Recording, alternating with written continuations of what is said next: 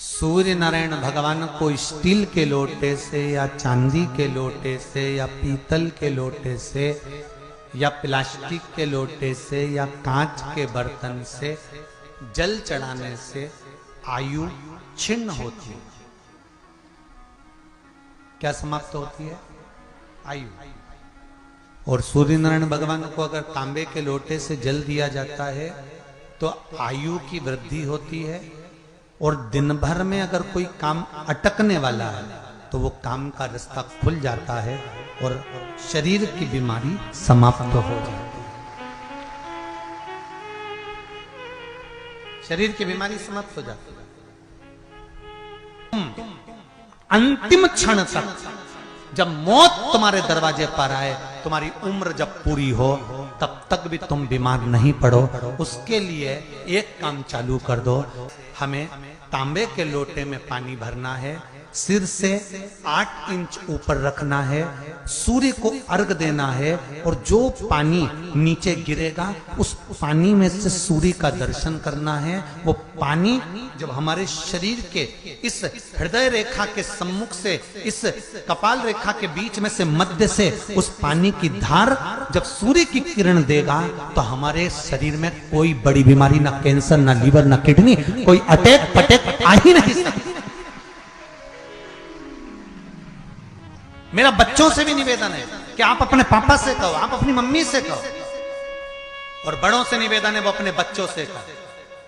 बुजुर्ग माताओं से निवेदन है, अगर आप अपने बच्चों को सुखी देखना चाहती हो, बीमारी में पैसा नहीं लगाना चाहती, आप अपने बच्चों को अंत समय अपनी आंखों से उसको तड़पता हुआ नहीं मरना देखना चाहती, तो सूर्य को अर्घ देना चालू कर दो। क्योंकि सूर्य की किरण जल के साथ जब इस शरीर पर पड़ती है तो शरीर में कोई बीमारी टिक ही नहीं सकती। ये श्रीमद् शिव महापुराण की कथा कह रही है। ये ज्योतिष शास्त्र कहता है, रंग शास्त्र कहता है। हमारे जितने ज्योतिष शास्त्र हैं, रंग शास्त्र हैं, नग बताते हैं, मोती बताते हैं, नीलम बताते हैं, पन्ना बताते हैं, ये सब क्या पहनाते हैं? रंग का क्यों पहनाते हैं? क्योंकि रंग का इफेक्ट इस शरीर पर पड़ता है। कपड़े कौन से कलर के पहन रहा है उसका इफेक्ट इस शरीर पर पड़ता है। उसी तरह 8 इंच ऊपर मस्तिष्क से तुम्हारा हाथ होना चाहिए, तांबे के कलश में जल होना चाहिए, और सूर्य को देखकर उस जल की धार में सूर्य को जल दीजिए। जिंदगी में बीमारी तुमको नहीं घेर सकती, और बीमार हो भी गए हो तो 15-20 दिन करके देखने में कुछ नहीं जाता। बाद में मत करना, सियोर वाला हमारा झूठ बोल रहा होगा, उसमें क्या दिक्कत? निमोनिया हो रहा हो, जिसका लीवर किडनी डैमेज हो गया हो, वो नियम बना लो, 15 दिन के अंदर, 20 दिन के अंदर डायलिसिस में अंतर आ जाएगा तुम्हारे। तुम कर तो देखो, इस प्रभाव करे, बनाओ नियम।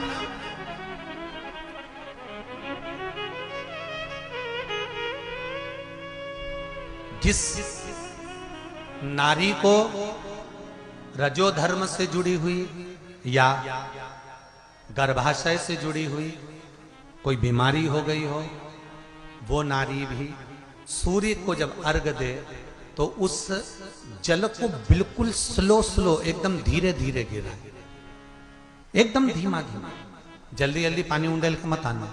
सूर्य देवता को अर्घ देना। हो सकता है तुम लोग इसलिए भी नहीं दो कि लोग हंसेंगे, शर्म करेंगे, तो दुनिया हंसे, जब हॉस्पिटल में पड़े रहोगे तब नहीं हंसेंगे कि कमा कमा के मर गया, ले यहीं छोड़ दिया। जब भी तो लोग हंसेंगे। तो उससे अच्छा है दुनिया आग लगे बस्ती में, अरे अच्छे से बोलो जरा, आग लगे बस्ती में, अपन रहो मस्ती में। और एक निवेदन हो रहे, जो ये बात कही है इसकी क्लिपिंग आप काट लेना और सारे के व्हाट्सएप पे भेज देना। लोटा तांबे का जल सूर्य नारायण को देना है इस शरीर के लिए, क्योंकि हमने परिवार के लिए बहुत करा, अब अपने लिए करना है। कोई पैसा लग रहा है? अरे बोलते जाओ। सियोर वाले महाराज ने तुमसे धन मांगा? नहीं। पैसा मांगा? नहीं। इसमें तुम्हारे अगर प्राण बचेंगे तो सियोर वाले महाराज का कोई भला होगा? नहीं। भला किसका होगा? तुम्हारी पत्नी का सौभाग्य अमर होगा, तुम्हारे बच्चों का पिता उनके सामने होगा, और माँ उसके सामने होगी। तुम्हारे लिए कर लो, या हमारे को कुछ नहीं चाहिए, तुम तो तुम्हारे लिए करो।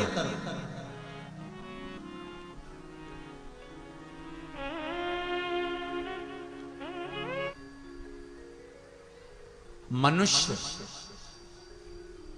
मानव की देह धारण करने वाला ये साधारण सा मानव जब अपने घर से एक लोटा जल लेकर शिवलिंग तक पहुंचता है, आपके घर से मंदिर कितनी दूर होगा? जितने लोग आए हो कथा सुनने के लिए, ज्यादा से ज्यादा थोड़ी 200 मीटर की दूरी पर, 300 मीटर, 500 मीटर, और ज्यादा होगा तो आधा किलोमीटर।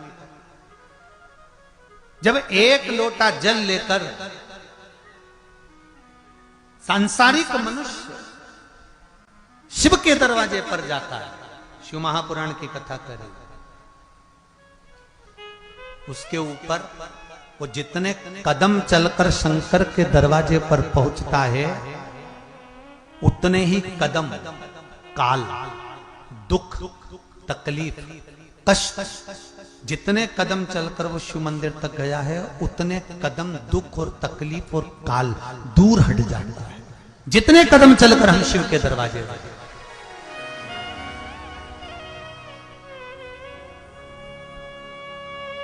अच्छा, एक प्रश्न और अड़ता है, एक प्रश्न और खड़ा हो जाता है कि रावण, अब संसार का कोई भी मनुष्य एक दिन में 3.5 करोड़ बार भगवान का नाम नहीं ले सकता।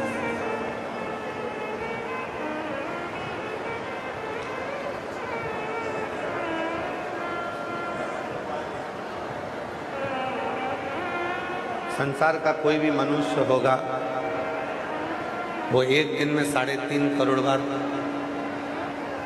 मंत्र का उच्चारण नहीं करता है, मंत्र जप नहीं करता।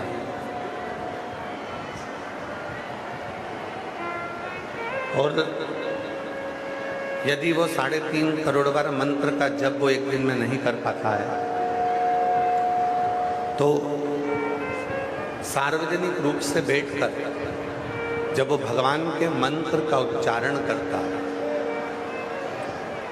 सार्वजनिक रूप से बैठकर जब भगवान के मंत्रों को जपता है, तो वो मंत्र सार्वजनिक रूप से जब निकलते हैं एक दूसरे के मुख से, तो वो तरंग बनकर टूटते हैं, और टूटते हैं तो वो 3.5 करोड़ रोम छिद्रों को सिद्ध कर देते हैं और मनुष्य सिद्ध हो जाता है।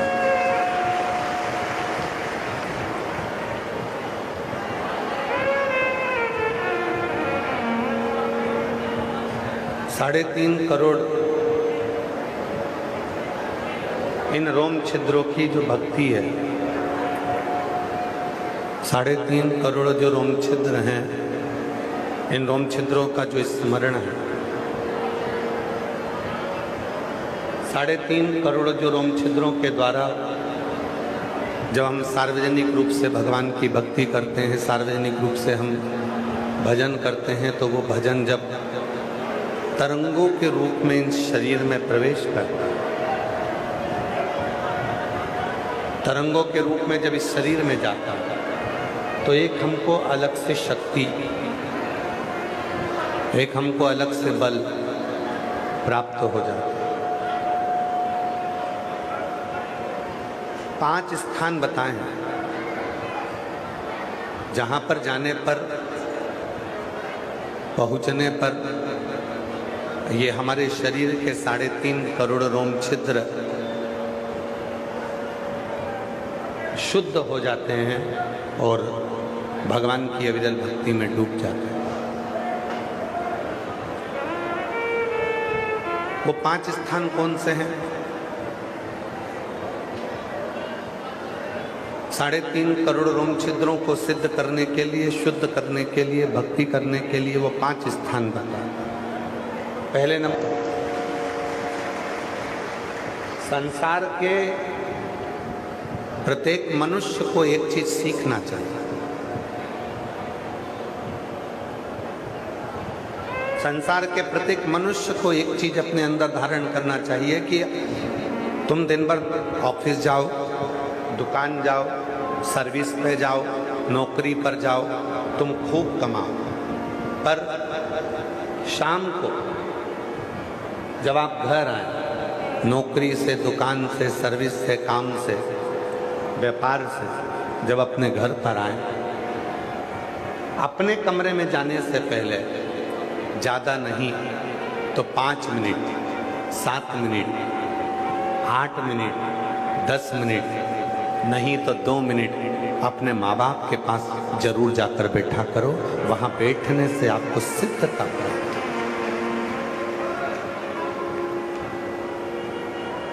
कुछ देर के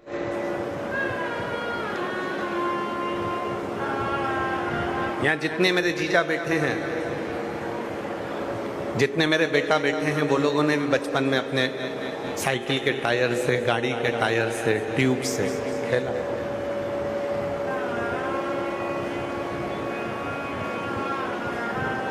पहले लोग साइकिल के टायर ट्यूब से खेलते थे और आज का व्यक्ति यूट्यूब से खेलता है।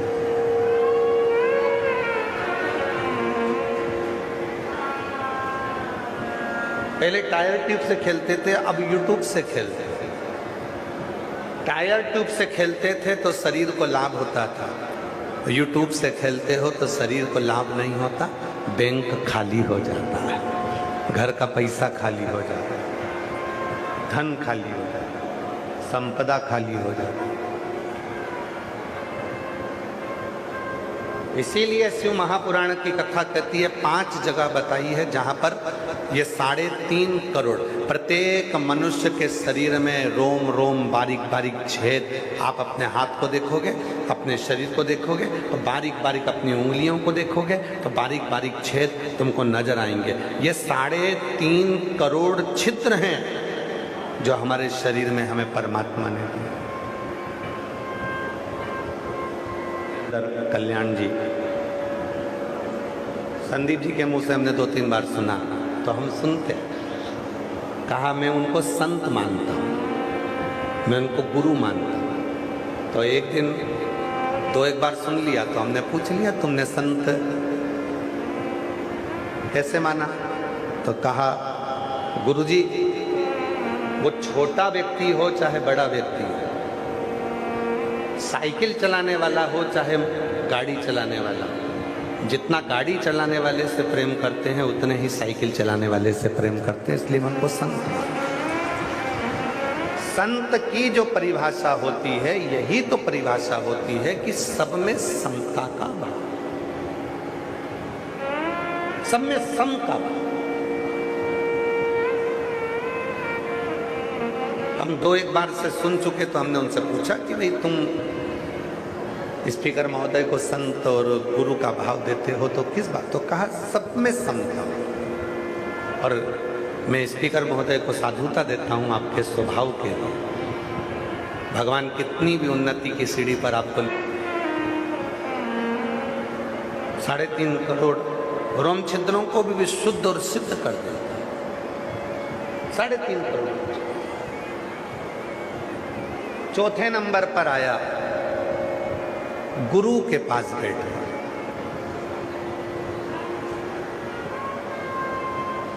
और गुरु कौन? गुरु की परिभाषा क्या है?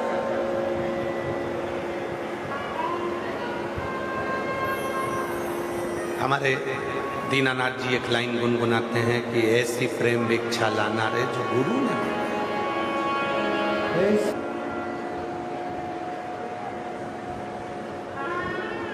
वो तो कहेगा कि कुआं और बावड़ी के पास भी मत जाना और गगरी भर कर लाना। वो गगरी है प्रेम की।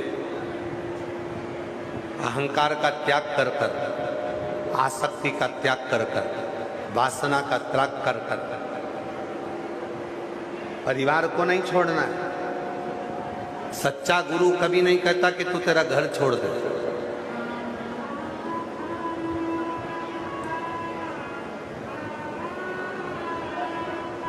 जब कई लोग कहते हैं ना कि हमारा लड़का उन गुरुजी के चक्कर में चले गया, अब वो गुरुजी के साथ ही रहता है, हम उस गुरु को गुरु नहीं मानते।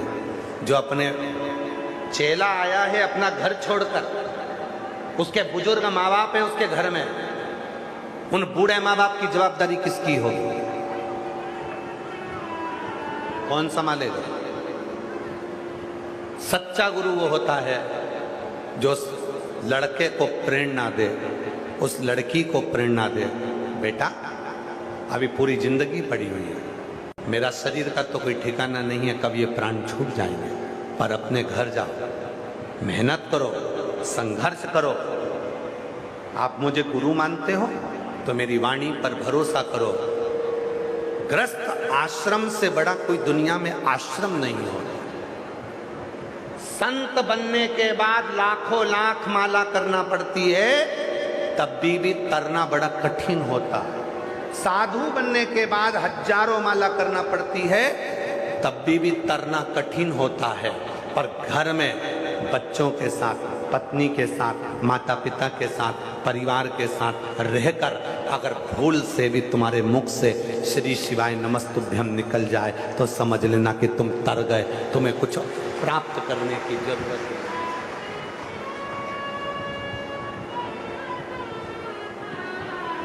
कुछ नहीं।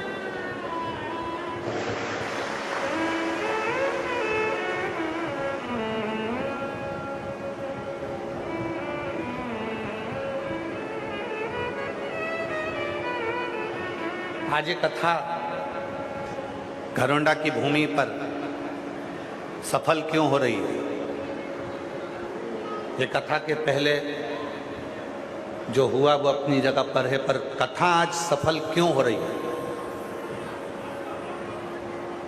कोई बताए घरोंडा वासी कि आज ये कथा घरोंडा की मंडी में जो चल रही थी 7 दिन हमारे हरियाणा में, हरियाणा का जो गौरव बनी ये कथा सफल क्यों हुई है? उसके सफल होने का केवल एक कारण है। पहले उस कथा को लोग केवल खुद की समझते थे। आज जो घरोंडा वासी इस कथा को करवा रहे हैं ये एक की नहीं है। घरोंडा वालों ने सोच लिया ये कथा घर घर की है, पूरी समाज की है, बच्चे बच्चे की है, जीजियों की है, बुजुर्ग माताओं की है, बुजुर्गों की है। उन्होंने ये सोचा, घरोंडा वासियों ने ये सोचा कि आज इतनी कथा में अगर इस घरोंडा में अगर भक्त आए हैं तो ये शंकर के भक्त आए, ये हमारे घर के मेहमान आए, मैं साधुता दूंगा। कल यूट्यूबरों ने, न्यूज चैनलों ने कोल्ड ड्रिंक, फ्रूटी, लस्सी, टॉफी, बिस्कुट लोगों ने ऐसे बांटे जैसे इनके घर में बेटी का ब्याह है और बारात आई है। लोगों ने ऐसे बांटे। एक कथा हुई थी बड़ी सिटी में, बहुत नाम हुआ, ये हुआ वो हुआ, पर जिगड़ा चाहिए, जिगड़ा, और वो जिगड़ा है हरियाणा वालों में। हरियाणा का व्यक्ति खाना भी जानता है तो खिलाना भी जानता है।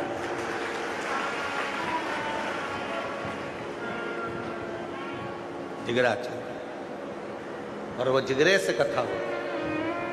क्यों सफल हुई कथा? जितने लोग कैमरा वाले माइक ले लेकर पूछ रहे हैं घरोंडा के लोगों से, आए हुए भक्तों से, क्यों साहब तुम्हें घरोंडा में कैसा लगा? पर माँ, दूसरे नंबर पर पिता, तीसरे नंबर पर जिससे आपका स्नेह है, और चौथे नंबर पर सदगुरु, गुरु। और गुरु वो जो पहचाने अपने शिष्य को। आज के जमाने में एक होड़ लगी हुई है, अभी गुरु पूर्णिमा आएगी तो होड़ लग जाएगी, गुरु दीक्षा लो, गुरु दीक्षा लो, गुरु मंत्र। गुरु फिरे बाजार में हमसे दीक्षा लियो, नरक पड़ो चाहे स्वर्ग जाओ, पर लिफाफा हम ही को दो। आज के ज़माने में गुरुओं की होड़ लगी हुई है। हमारे इतने चेले, हमारे इतने शिष्य, हमारे इतने फॉलोअर, हमारे इतने चाहने वाले, आज के ज़माने में होड़ लगी। होड़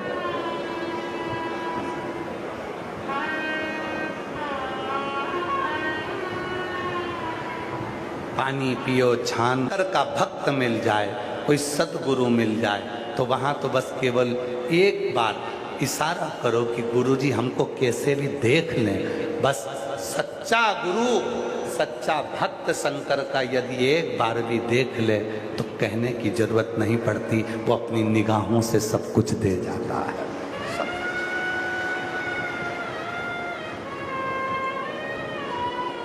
केवल देख।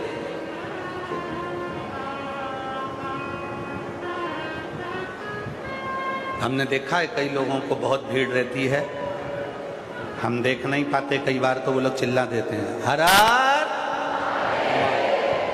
वो चिल्लाए, ध्यान उनकी ओर जाता है तो देखने में आ जाए, कई बार उनके स्मरण में। गुरु देख ले,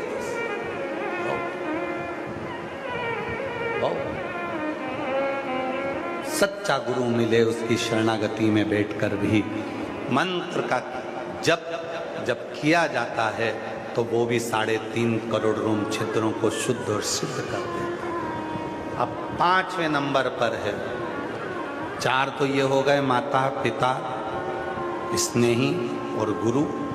5वें नंबर पर शिव महापुराण की उमा संहिता कहती है, वो 5वें नंबर पर है जहाँ पर बैठकर 3.5 करोड़ रोम शिवलिंग बना दिया गया है। अब जगह उसमें अंदर जाने की बहुत छोटी है, इसलिए उसमें अंदर जाने नहीं देते। उसकी जगह एक सामने पत्थर का मंदिर बन रहा बड़ा, उसमें दूसरी प्रतिष्ठा का, पर जो कुबरेश्वर बाबा का जो छत्री है वो अंदर रह गए भूमि, जहाँ जगह छोटी होने के। अब हमको मालूम नहीं था कि इतना भक्त लोग पहुंचेगा, तो पहले छोटा सा बना दिया, अब वो छोटी जगह। पंचवृक्ष 5वें नंबर पर आता है। किसी भी एक वृक्ष के नीचे भी बैठकर यदि आप एक बार भी मुख से भगवान का नाम ले रहे हो तो तुम्हारे 3.5 करोड़ रोम छिद्र शुद्ध सिद्ध। जब सीहोर आए, जब काशी जाएं, उज्जैनी जाएं, प्रयाग जाएं,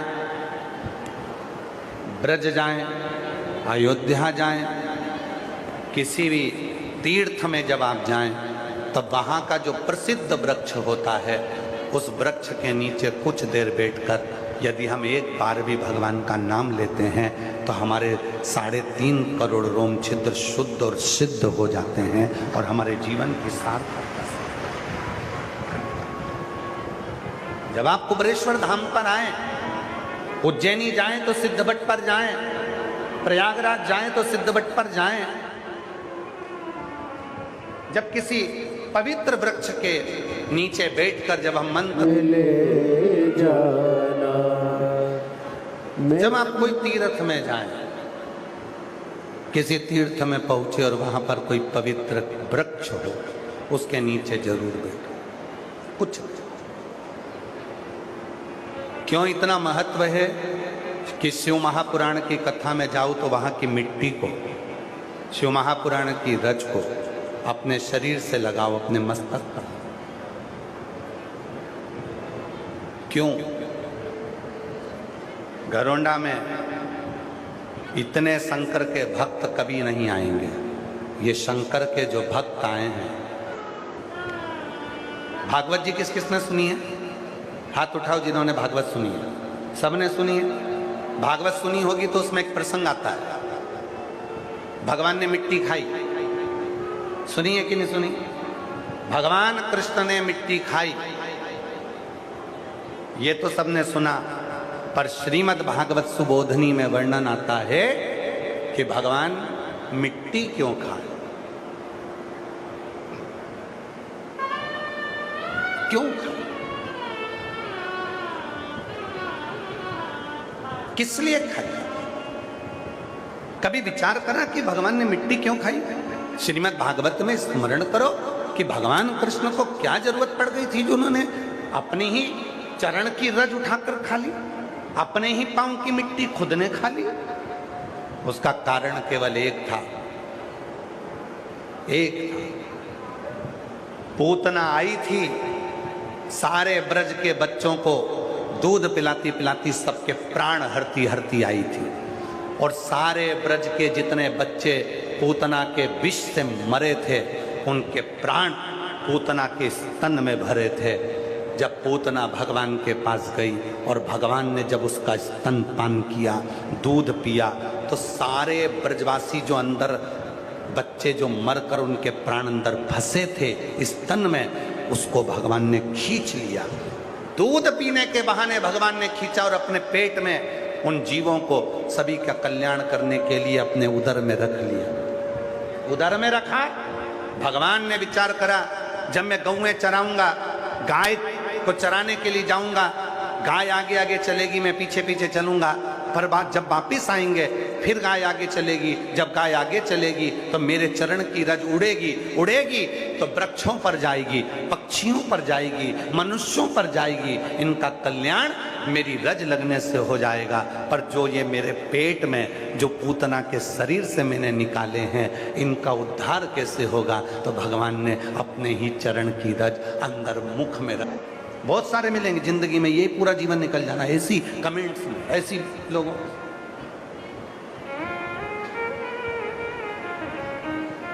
दुनिया की रीति है, वो बिना बोले नहीं रह सकते, क्योंकि दुनिया के लोगों को मालूम है पत्थर कभी भी बमूल के पेड़ पर नहीं मारा जाता, पत्थर कभी भी कांटों के पेड़ पर नहीं मारा जाता, पत्थर हमेशा फल वाले पेड़ पर ही मारा जाता है। जिसमें फल होता है लोग उंगली उसी पर उठाते हैं। तो मैं फल ही नहीं है।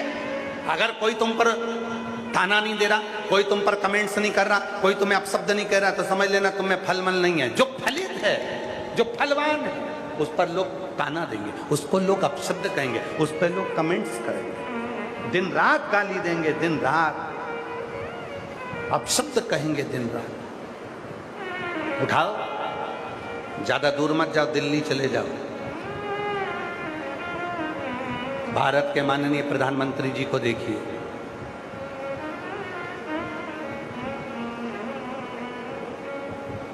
चौबीस घंटे लोग उनके पीछे कमेंट्स करने में लगे होंगे, आप अच्छा। कई करनाल वाले, कई घरोंडा वाले इंतजार करते रहे, कल कथा में जाएंगे, परसों कथा में जाएंगे, नरसों कथा में जाएंगे, बस 5वें दिन कथा में जाएंगे। पूरे करनाल के, पूरे घरोंडा के, सोनीपत के, पानीपत के, आसपास के, कुरुक्षेत्र के कई लोग विचार करते रहे, बस चलेंगे चलेंगे चलेंगे चलेंगे, और 7 दिन की कथा आज पूरी हो जाएगी। बाद में मन में पछतावा रह जाएगा, इतनी पास में कथा हुई और मैं जा नहीं सकी, पहुंच नहीं सकी, मेरे नजदीक में शिव आए थे और मैं जा ना पाई।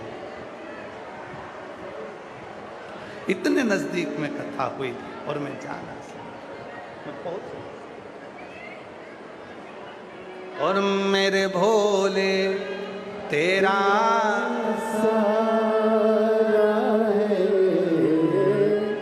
कभी नहीं चलेगी, कभी उसका दिमाग काम नहीं करेगा। तभी मालूम पड़ा कि सीहोर वाला बाबा घरोंडा आ रहा है। एक विश्वास लेकर बेटी को व्हील चेयर पर लेकर कथा में आकर बैठ गई। डॉक्टर ने कहा था ये कभी नहीं चलेगी।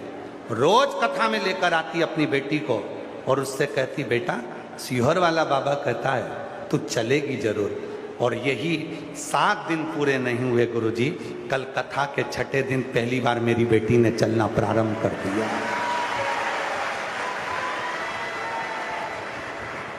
कल कथा के 6ठे दिन मेरी बेटी ने पहली बार चलना।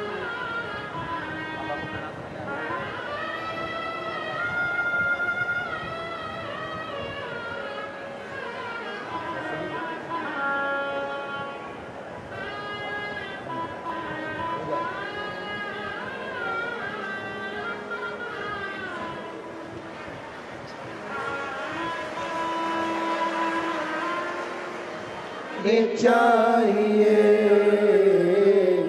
मिलता रहेगा आपको जो कुछ भी चाहिए, ऐसा करिश्मा होगा जो हुआ कभी नहीं,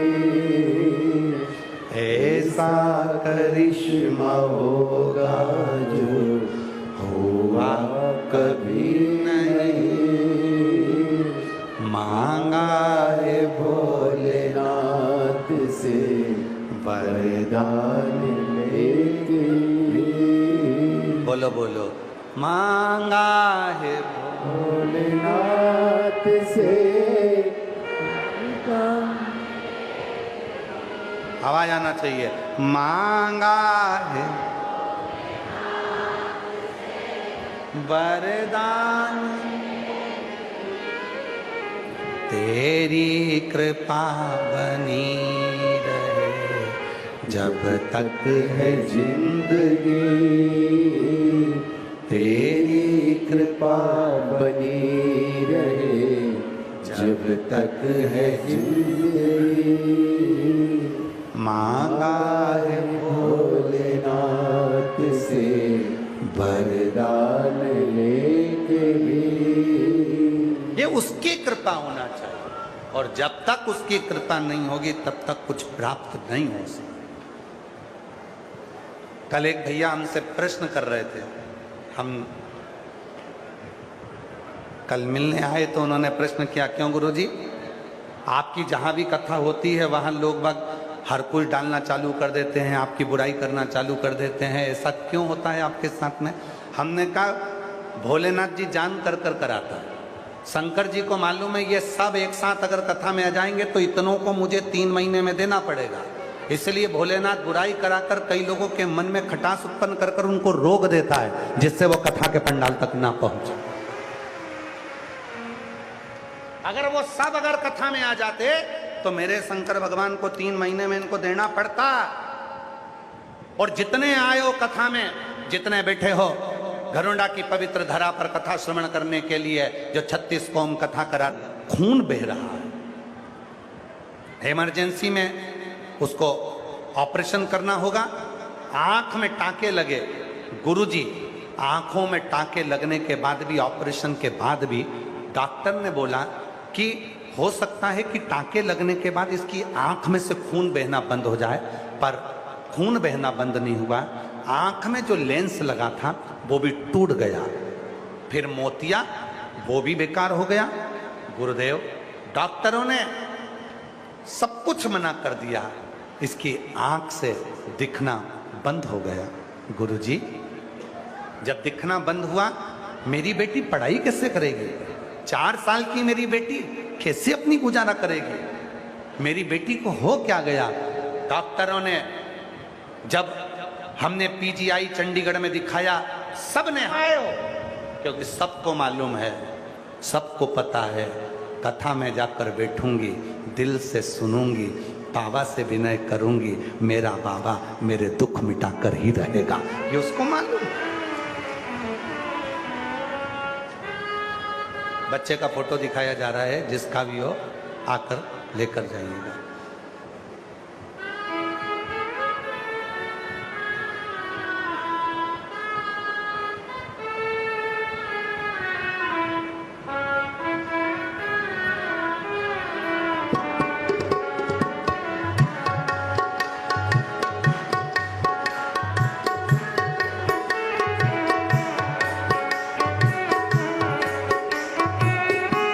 तू आजा भोले जोगिया, तू आजा भोले जोगिया, तू कर मेहरबानिया, तू कर मेहरबानिया। खड़े हाथ जोड़ के भोले जी तेरे नाम रे, खड़े हाथ जोड़ के भोले जी तेरे नाम रे। तू आजा भोले जोगिया, तू कर मेहरबानिया, तू आजा भोले जोगिया, तू कर मेहरबानिया, तू आजा भोले जोगिया, तू कर मेहरबानिया। खड़े हैं हाथ जोड़ के भोले जी तेरे नाम रे, खड़े हाथ जोड़ के भोले जी तेरे नाम रे। तू आजा भोले जोगिया, तू आजा भोले, जोगिया, तू कर मेहरबानिया, तू कर मेहरबानिया, जोड़ के बोले जी तेरे नाम रे खड़े हाथ जोड़ के बोले जी तेरे नाम रे तू आजा भोले जोगिया, तू आजा भोले जोगिया तू कर खड़े हाथ जोड़ के बोले जी तेरे नाम रे खड़े हाथ जोड़ के बोले जी तेरे नाम रे तू आजा भोले जोगिया तू कर मेहरबानिया तू आजा बोले जोगिया तू कर मेहरबानिया खड़े हाथ जोड़ के बोले जी तेरे नाम रे खड़े हाथ जोड़ के बोले जी तेरे नाम रे खड़े हाथ जोड़ के बोले जी तेरे नाम रे महादेव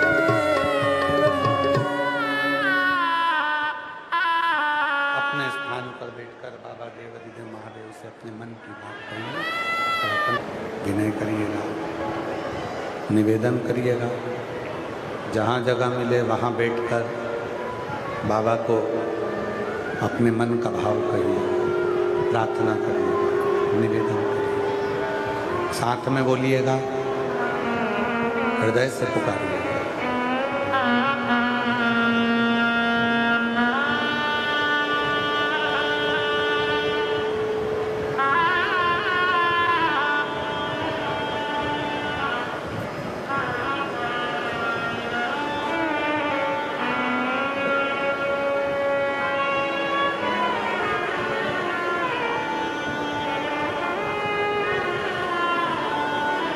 नमस्तु श्री शिवाय नमस्तु श्री शिवाय नमस्तु श्री शिवाय नमस्तु भोला सब दुख काटो ओ भोला सब दुख काटो शिव शंकर जप तेरी माला भोले बाबा जप तेरी माला भोला सब दुख काटो ओ भोला सब दुख काटो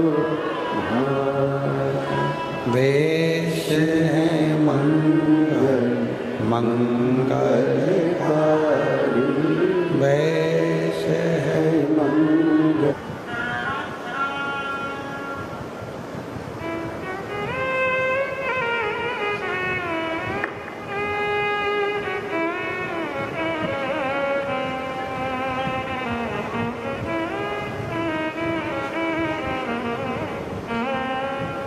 बाबा देवाधिदेव महादेव भगवान शिव ओगरदानी त्रिकालदर्शी कैलाशी विनाशी भगवान शंकर की पवित्र कथा कर शिव महापुराण की कथा वर्णन करती है, शिव तत्व का भगवान शंकर की कथा करती है।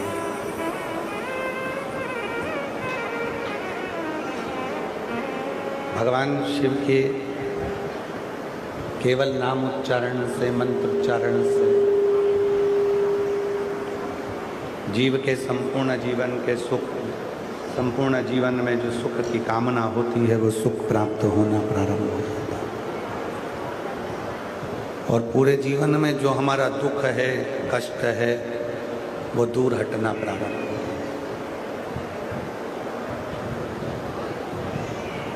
है। शिव केवल नाम नहीं है,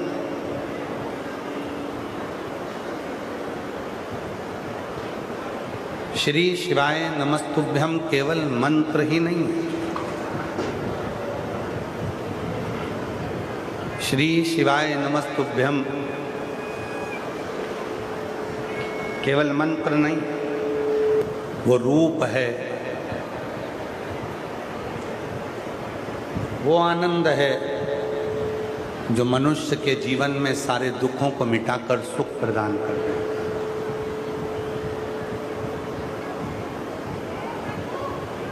है। स्मरण आनंदता देने वाला,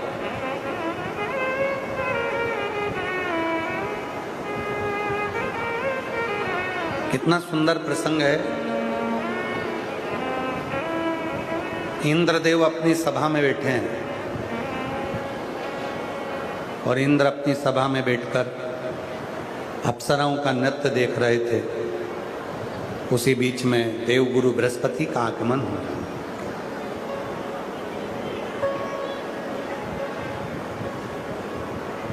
देवगुरु बृहस्पति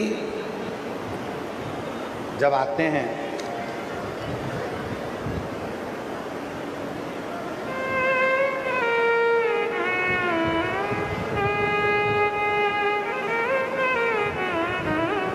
देवगुरु बृहस्पति जब आते हैं और देवगुरु बृहस्पति का जब आगमन हुआ, तब इंद्रदेव अपने सिंहासन से खड़े नहीं हुए, प्रणाम नहीं किया।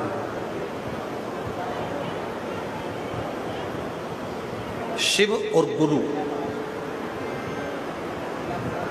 शिव गुरु ये दो एक ही है। चाहे गुरु को शिव मानो, चाहे शिव को गुरु मानो, अगर आपने हृदय से प्रत्येक जीव में, हम तो यहाँ तक कहेंगे तुम्हारे घर में पति है, पत्नी है, माँ है, पिता है, बेटे हैं, बेटी हैं, देवर है, जेठ है, सब में शिव को देखो ना।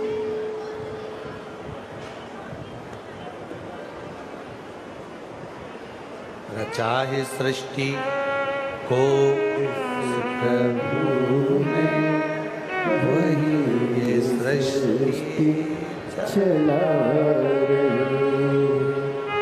जो पेड़ हमने लगाया पहले, जो पेड़ दुनिया का सबसे अच्छी दवाई, ये दुनिया की सबसे बड़ी दवाई, जिसने अपने घर में सहना सीख लिया, उसी को सारे जमाने में रहना आ गया। जो संसार में रहना चाहता है, सब में रहना चाहता है, उसको सहना आना चाहिए। बड़ों ने कुछ कहा तो थोड़ा सा सहल, अपनों ने कुछ कहा थोड़ा सहल, दूसरों ने कुछ कहा थोड़ा सहल। सहना जिसको आ गया, उसको जिंदगी में रहना आ गया। जीवन में अगर रहना है तो सहना थोड़ा जरूर। शिव कथा कहती है, बृहस्पति महाराज जब देखे कि इंद्र ने उनका सम्मान नहीं किया, इंद्र ने उनका आदर नहीं किया, इंद्र ने उनका सत्कार नहीं किया, तो वो वहां से चल दिए।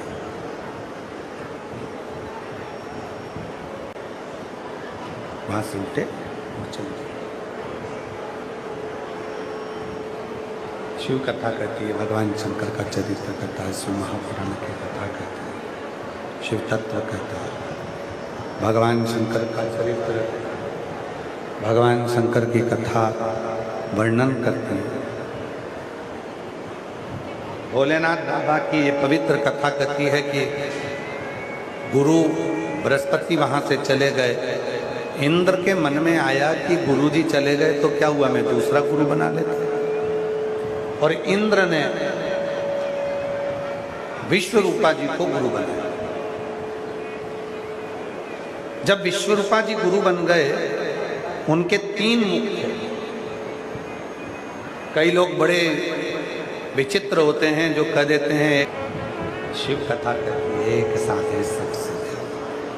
भगवान शंकर का चरित्र कथा है, शिव महापुराण की कथा करते हैं।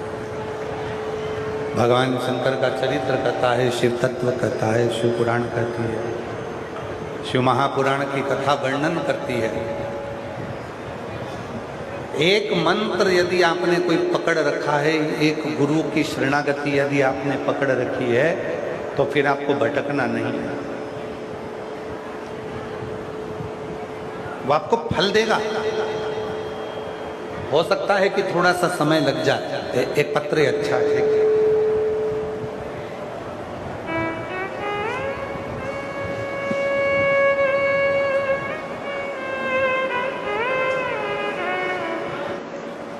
गुरुदेव, 1 जनवरी 2024 को मुझे माता पिता के साथ सीहोर धाम आकर कंकर शंकर की पूजा करने का सौभाग्य प्राप्त हुआ। उसके बाद 29 जनवरी 2024 को मेरे